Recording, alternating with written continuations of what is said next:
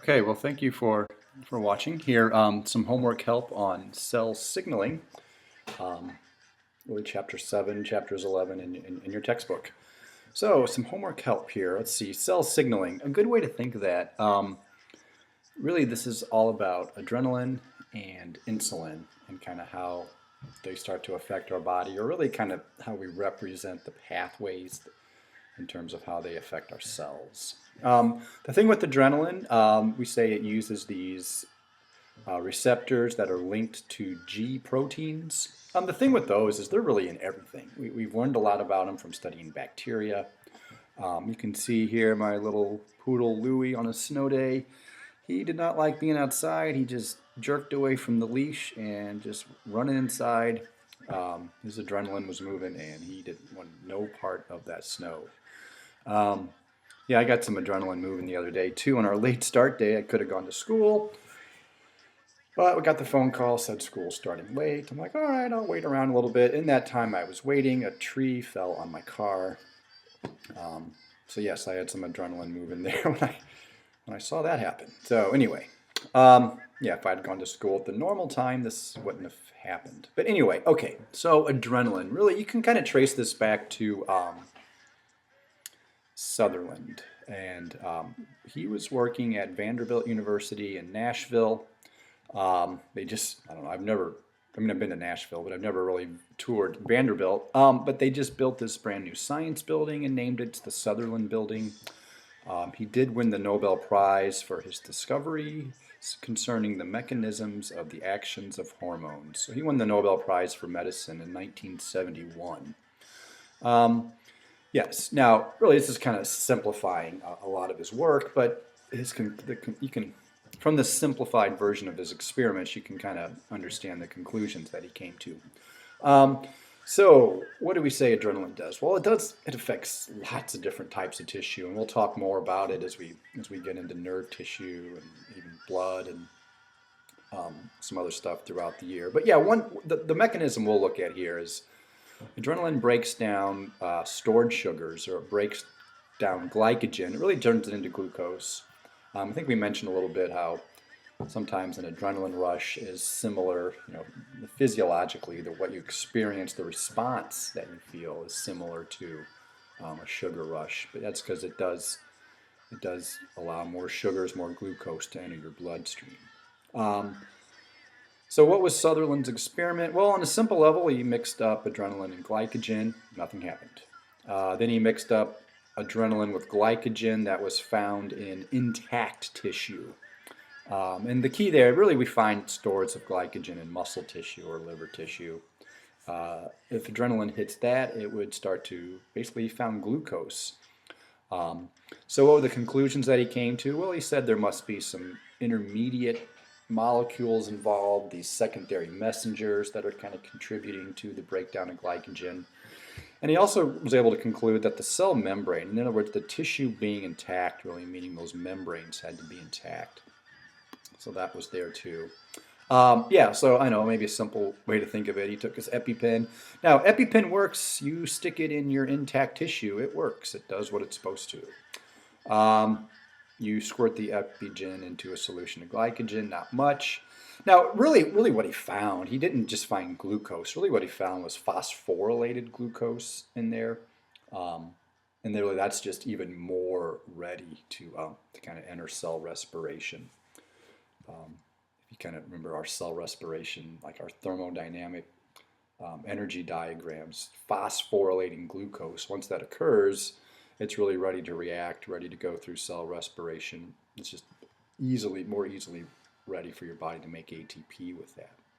So yeah, that's what Sutherland found, was phosphorylated glucose in that when he added adrenaline to the intact tissue. All right, so what is these conclusions that he came to? Well, he said the cell membrane's involved. That's the reception piece of cell signaling. Now, I've seen this in other books, but your book kind of likes to classify or categorize cell signaling this way. There's the reception, the transduction, and the response. The transduction is really what's going on in the cytoplasm. And quite honestly, that's what biology is today. It's trying to design or determine these pathways of how all of these molecules, how these chemicals, how these drugs, how these hormones really start to elicit a certain response in your cell. The two big ones that we'll kind of look at are the G proteins. Now remember, once again, those are in everything. My dog, even bacteria, that's how we kind of learn about them. So these G proteins are in every living thing. Most medicines are going to influence or going to interact with these receptors that are linked to G proteins. The other big pathway we'll kind of introduce are pathways that growth factors, or insulin is a growth factor. That's and what I mean by growth factor, really, that's just kind of our cell cycle quiz. So, what are these molecules that start to affect the cell cycle? What really controls when your cell's going to divide and grow? What's kind of regulating when your cell's going to function normally? So those are really clearly important just in terms of how the cells, how the tissue is functioning. So these receptors that have these kinase enzymes attached to them, and they have an amino acid tyrosine is found in those receptors, and that's really where the name comes from. But yeah, once again, we're going to look at adrenaline and look at insulin. Okay, so there's the reception, the transduction, and the response. Okay, the reception, that just means it touches the cell membrane. That's what adrenaline can do. The receptors that interact with adrenaline are often linked to these G proteins. What happens in the cytoplasm? Well, if it touches the outside of the G protein, really it denatures it, causes it to change shape a little bit. As a result, reactions start occurring in the cytoplasm. So the whole idea is that this protein spans the entire membrane. That's going to be very key, really in cell signaling, but really with just in how your cells function, is understanding that proteins can go from outside to inside, from extracellular fluid to intracellular fluid. What happens and why do we call them these guanine, or these proteins have guanine? Well, essentially, when these reactions happen around a membrane, it's a good environment for things to be phosphorylated. That's just adding a phosphate ion to something. And a great source of phosphate ions are phospholipids, or the lipid bilayer. So diphosphate to triphosphate. And then the idea is once you get GTP, really it's kind of like ATP, there's a lot of these triphosphate nucleotides that have 3 phosphate ions on them. They can then phosphorylate a whole host of things. Now, if a nucleotide triphosphate or a nucleoside triphosphate, if it is going to phosphorylate something, there's enzymes called kinases that help set up the environment for that phosphate transfer. And then so really, but once this stuff's formed, and we'll show you some diagrams in a moment, but another secondary messenger, another intermediate molecule that shows up is this cyclic adenosine monophosphate, CAMP. We'll see this a lot in a lot of these pathways that we kind of look at. Really, just think of it, it comes from ATP. ATP loses a couple phosphates. This molecule ends up kind of having a ring structure to it, so that's why it's cyclic AMP. What does that do? Well, that is really what is capable of kind of breaking down glycogen and really turning it into a phosphorylated glucose, or turning it into something ready for cell respiration. Another one we could kind of look at is glucagon. It also will interact with G proteins. The receptors linked to G proteins. It also will cause glycogen to break down, or allow stored sugar or glucose to kind of enter the muscle tissue or even enter the blood. So glucagon is it's a hormone that your pancreas will release. It comes out of the A cells. It's like one of the first cells in our pancreas that we were studying. So those A cells will release glucagon. It gets out into your blood. Really, the receptors for glucagon are found on liver tissue and muscle tissue. When it touches there, you see some GTP shows up. Quite often when GTP shows up, CAMP is also going to kind of show up right away. And then once again, it's the cyclic AMP that can break down the glycogen. So let's look at some of these models, or how do we model or show this pathway. So here's one from, I think this one's from your textbook. So here is adrenaline. Here's adrenaline touching a G protein. It's a couple, or actually here's the G protein, but these are, it's touching this receptor piece, I don't know. And then GTP, ATP, okay. Epinephrine touches that. Really, once again, it's happening at the membrane. So that's the source of the phosphates there. Quite often you see there's a picture, a blob of adenylene cyclase. When GTP interacts with that, cyclic AMP is formed.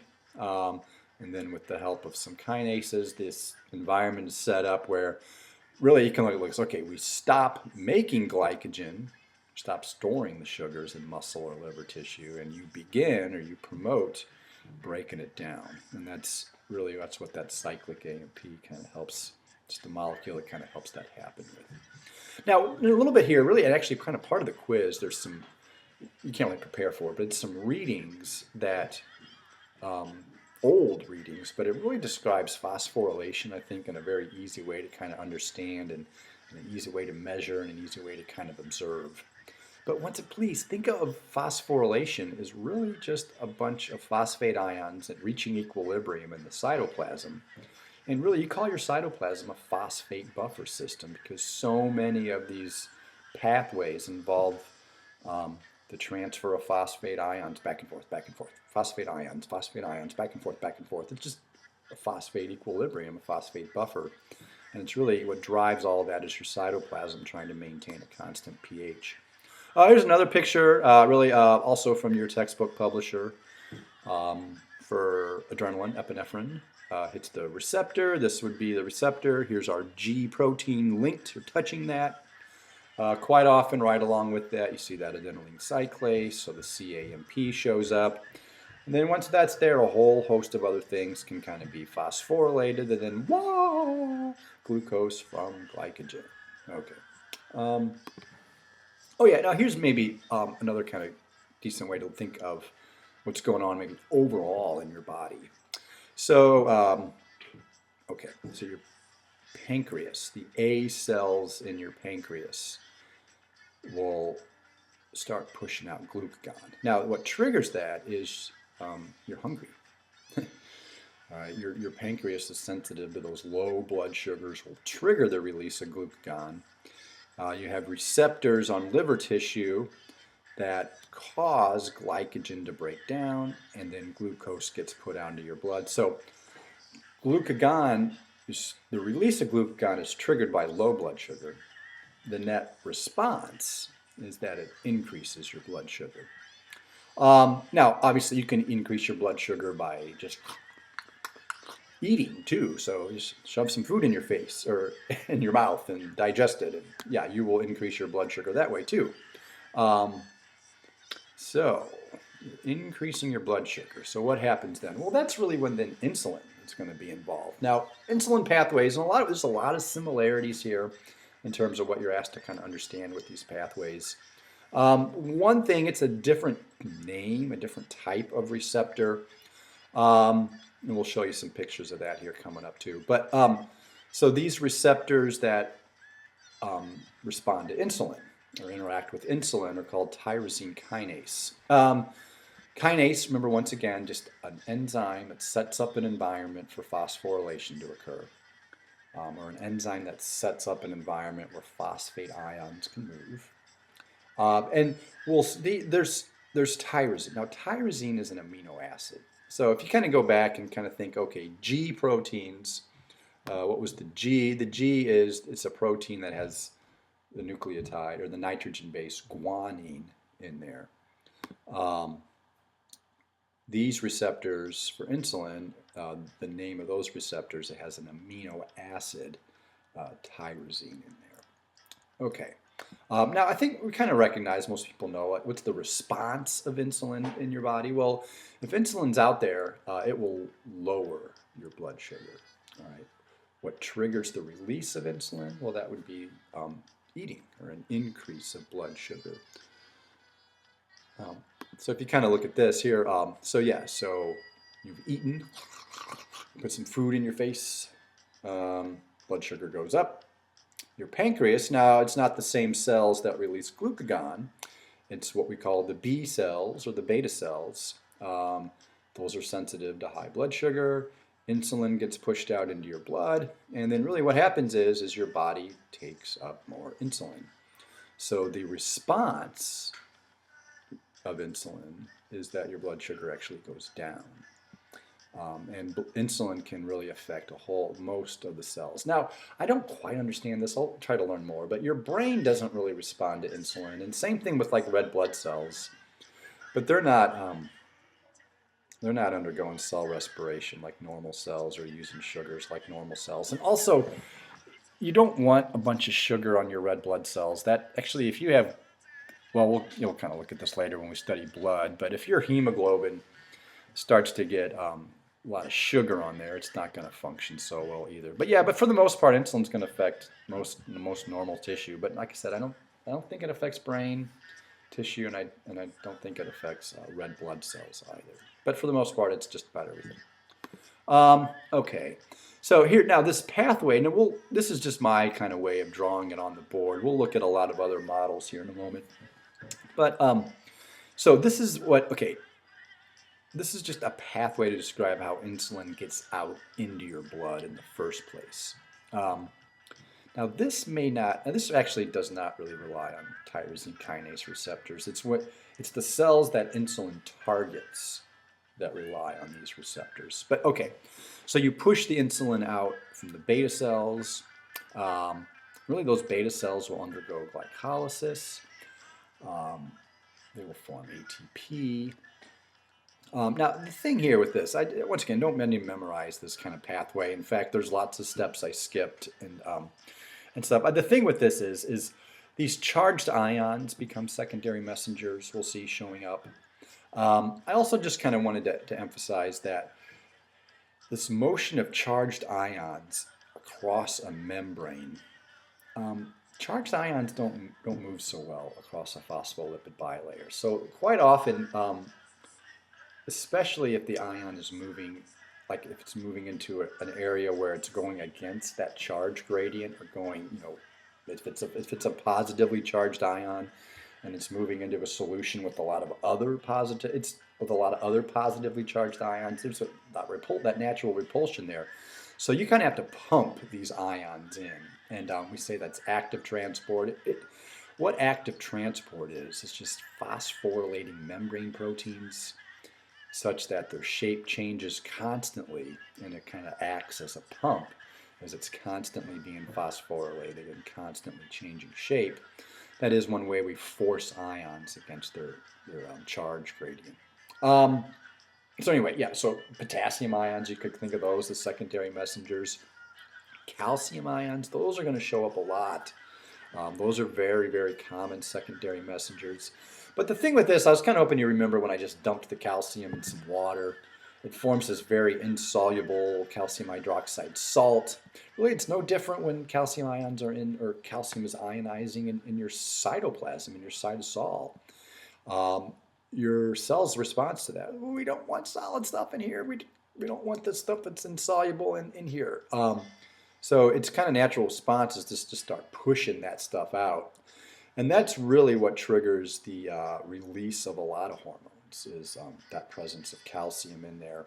What kind of triggers that presence of calcium? Well, this pumping, this active transport relying on ATP, kind of oftentimes triggers that release of calcium from these different spots. It's kind of stored or wrapped up in a membrane within to kind of keep it from being in solution, I guess. Exocytosis, that just means pushing out of the cytoplasm. And quite often, if calcium is a secondary messenger, the hormone released will be pushed out with a membrane around it, which is what means it's pushed out with in a vesicle. Now, when insulin hits your blood, that membrane, that vesicle, breaks down almost right away. There's stuff in your blood that just dissolves that or eats away at that membrane. Now, I should be wrong, but I think insulin, then once that vesicle's off, those little insulin will stay kind of active or workable in your blood.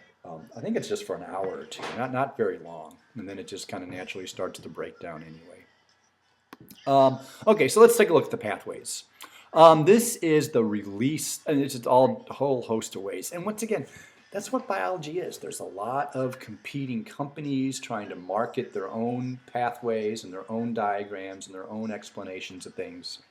Um, yeah, but so much in so much of the careers and the jobs in biology now, a lot of people they just, I'm a good artist, I'm a good programmer, I'm a good graphic designer, and then these are um, the people getting jobs in biology trying to come up with the best way to kind of model all of these pathways. And that's once again, that's really what biology is, modeling pathways that describe how our cells work. So this kind of pick out some key parts here of this insulin release. So yeah, we got the glycolysis here. It's kind of occurring in the beta cells. ATP is going to be produced as a result of that. The ATP can start pumping or causing other ions to show up. It's really the calcium that's key. And then you get the calcium in there, and your cells just want to get that out. And then if you say it says the insulin granules, that's just, I think of it as a vesicle, insulin wrapped up in a membrane, gets pushed right on out and into your blood. So this would be a beta cell pathway trying to describe how the insulin is getting pushed out through exocytosis. But it's going to involve these charged ions moving around. That's going to involve ATP. Here's another one. Okay, what's this one have? Where are we? Okay, well, here's the insulin being pushed out as a vesicle, as kind of being pushed out as it goes right through the membrane. It is going to trigger or rely on this influx of calcium. And when the calcium comes in, your cell wants to get rid of it. So it kind of goes along for the ride, quite honest. Not really shown in the diagram there. Now, one thing with these diagrams is it looks like, they got calcium coming in from outside. It could be stored inside the cell too, within the inner membranes, the endoplasmic reticulum too. But yeah, what kind of triggered all of that? Well, eating. All right, and getting that. Now, I wonder, and this is what makes beta cells so special, and I know it's kind of fascinating. It's like, well, insulin opens up these pathways or opens up these channels to let glucose in. How's that getting in? I mean, I haven't pushed the insulin out yet. How's that getting in? But I think that's part of what makes the beta cell so special, is that sugar can get in without insulin, and then the rest of the cells kind of rely on that. Okay. I don't know. I came across this one just clicking around on the internet. These were really good drawings, but and really I thought very useful, kind of simple yet still kind of included all the necessary parts and had a good sense of scale on them and everything. The problem with these drawings is, this Eden Art, this Tamara Clark, I don't know who that is, but she's selling a lot of stuff, and so it's like you can't really get a good image out of it. But so yeah, once again, that there's so much of that now in biology is how do we model all these pathways? And they're looking for graphical designers. I mean, there's so much grant money out there for, and it's really a lot, and it's really our next chapter where we look at gene regulation. Those are really the pathways that are being modeled and shown, and there's just huge demand for that. Even the genomics article, it made a big point about talking about the bottleneck in biology right now, and part of that is we just don't have enough people working in these fields trying to get this stuff out there. And I know it's not that you guys really care, but 25 years ago when I was learning about this in college, it was all just circles, triangles, and lines with black ink on paper. So it's come a long way. But anyway, all right, so insulin, let's say, okay, it's got out. The beta cells have pushed it out. It's out in your blood.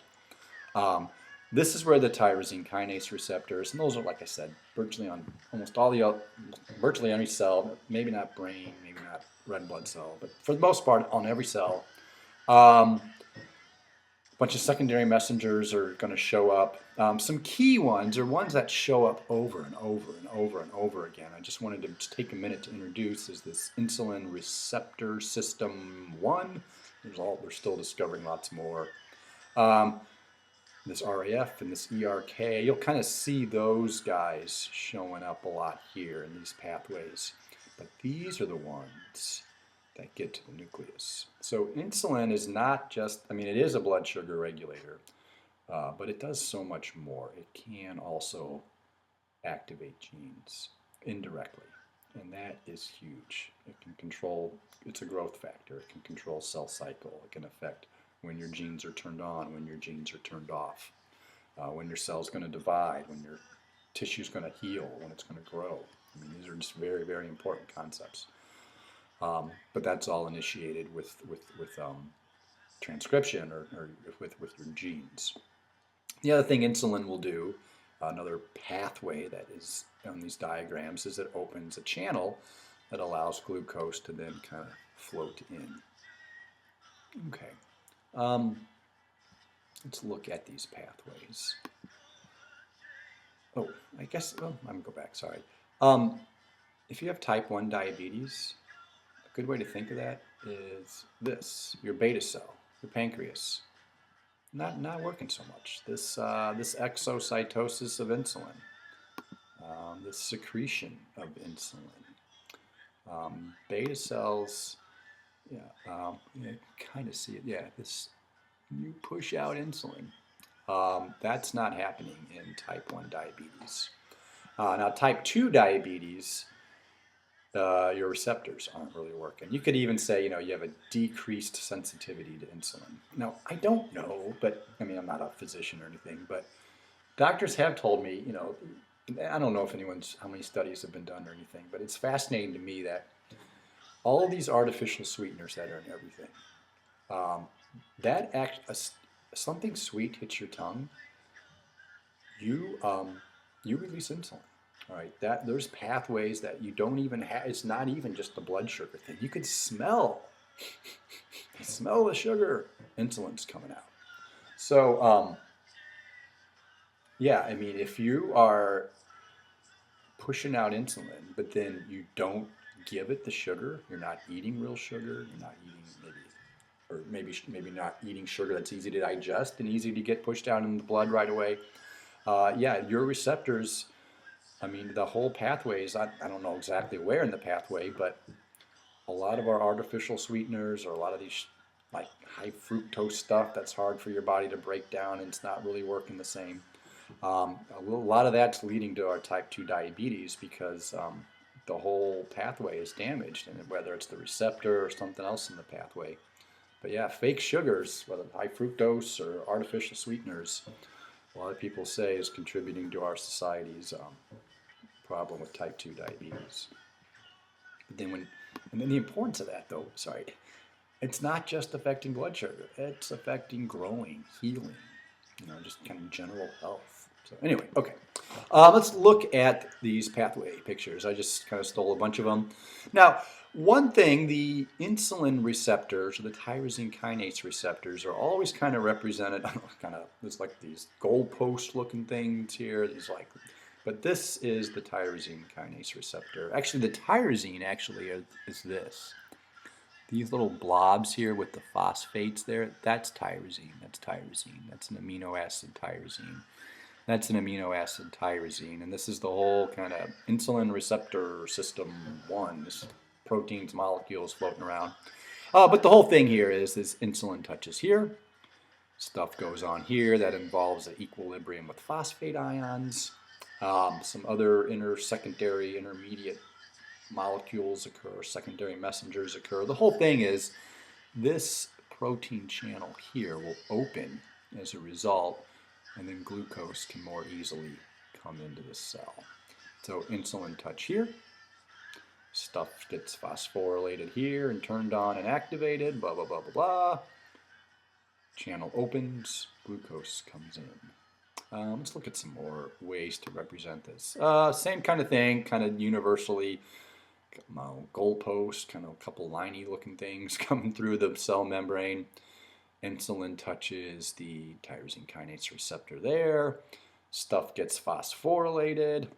And then, whoa, cellular response. Now, once again, that response could get stuff affecting the nucleus. That response could be opening other channels here that allow glucose to come in. Let's see what other one I came up with.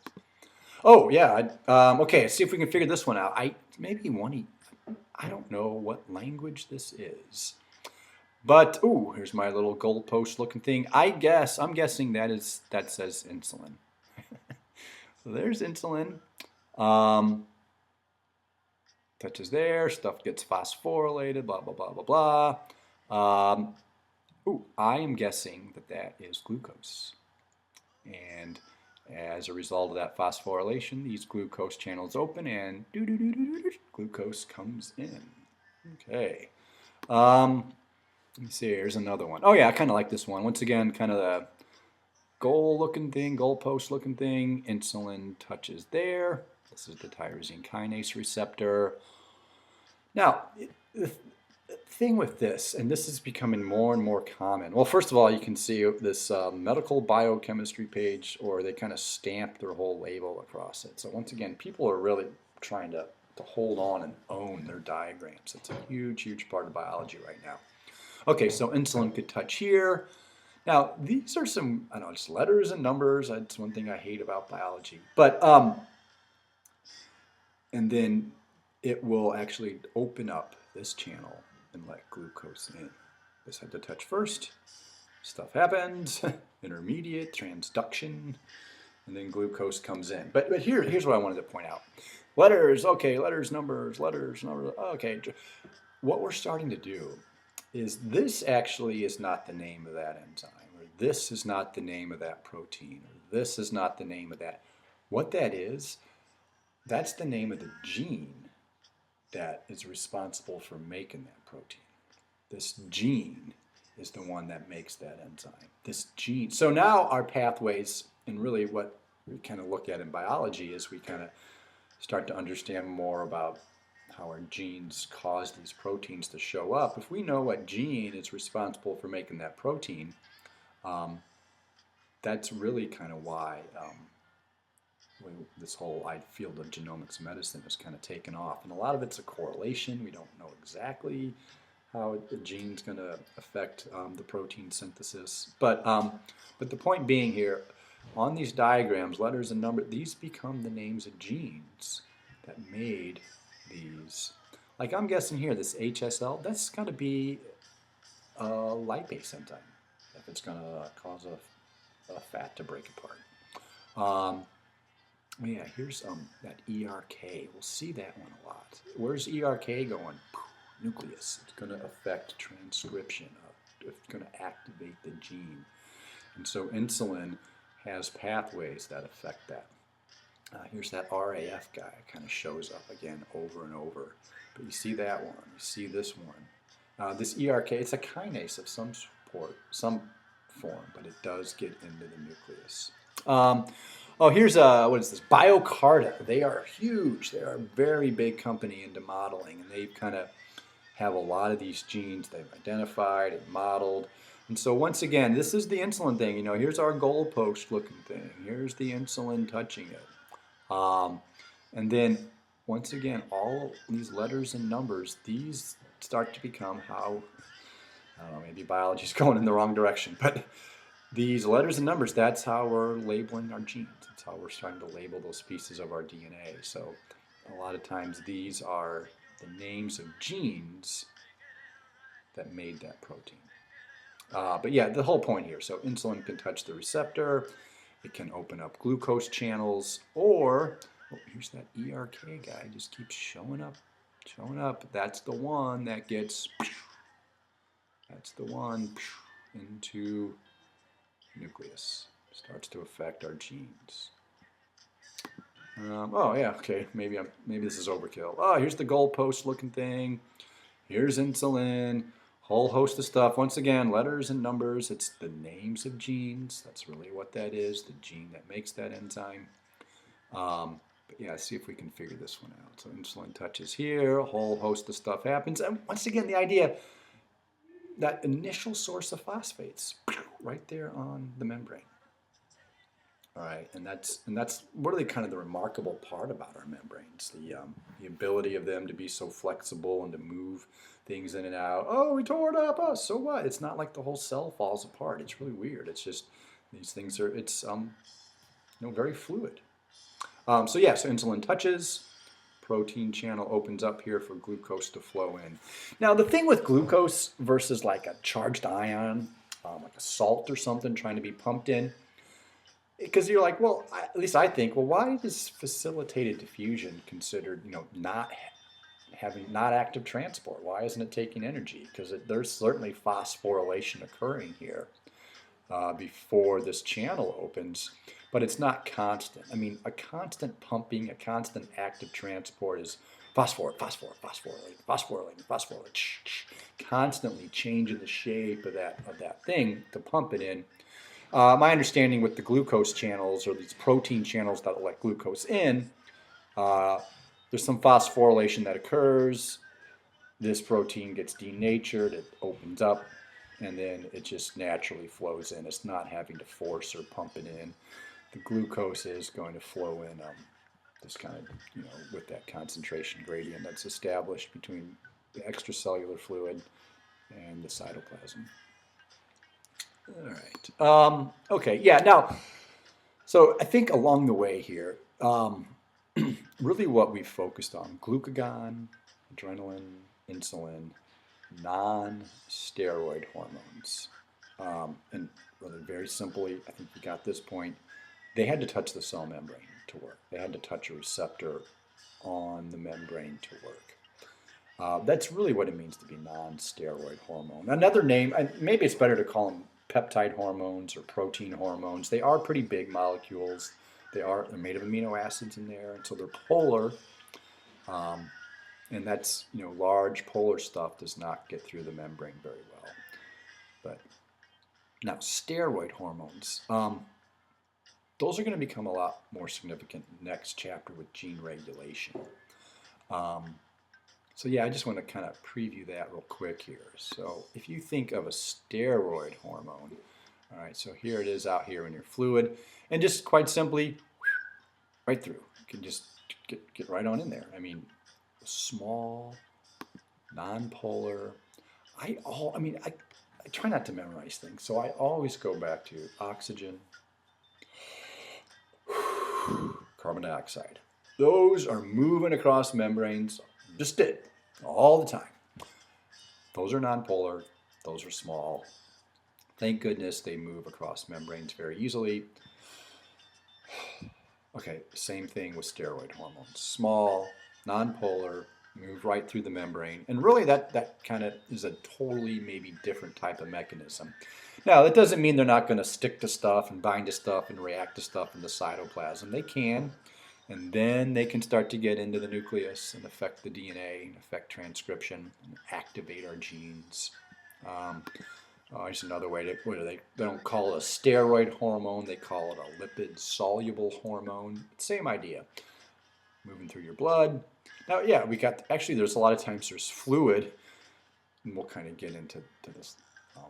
Maybe even sometimes it's lymph fluid, sometimes it's called interstitial fluid, or fluid between capillaries and cells. But yeah, it stays in the blood, it stays there, it moves through there. A lot of times it will react in the cytoplasm or change, or sometimes it's just a phosphorylation, or and then it gets into the nucleus and starts affecting our genes. So once again, that's a steroid hormone. Yeah, here we go, same thing. Here's testosterone. All right, they actually named it. So once again, relatively small, non-polar, O2, CO2, steroids get through. Sometimes something happens to them, and they get to the nucleus, and then they start to affect transcription or activate or turn on your genes. No, I hope that helps you guys. Thanks so much for listening. I don't know, that was a lot of time, but we'll see. Thanks. Hope that was homework help.